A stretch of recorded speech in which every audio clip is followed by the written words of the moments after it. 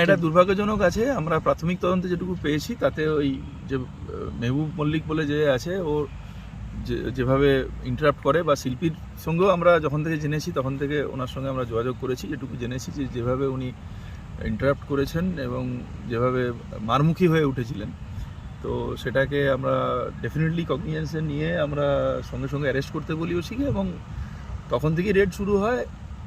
হি ওয়াজ absconding. আমরা সকালে ওকে arrest করেছি, তারপরে আমরা ওটা কোর্টের কাছে ফরওয়ার্ড করে আমরা কাস্টাডিতে নেব।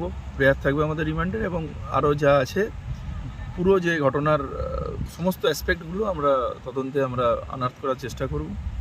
ঠিক আছে, এটাই আছে। এবং যেটুকু একটা থানার তরফেও ইনিশিয়ালি যেটুকু আমাদের কথা বলে মনে হয়েছিল, যে ওনার শিল্পীর তরফে ওনার মনে হয়েছিল যে it could have been handle in a better way. So আমরা এসডিপিও লেভেলের অফিসারকে দিয়ে আমরা ওসির এগেনস্টেও একটা ডিপার্টমেন্টাল এনকোয়ারি আমরা ইনিশিয়েট করেছি। যেরকম ফাইন্ডিংস থাকবে সেই অনুযায়ী আমরা স্টেপ নেব। আমরা এটা we want to make sure যে the faith that she has reposed in us, উনি পুলিশের উপর আস্থা রেখেছেন, we are not going to let her down. Thank you.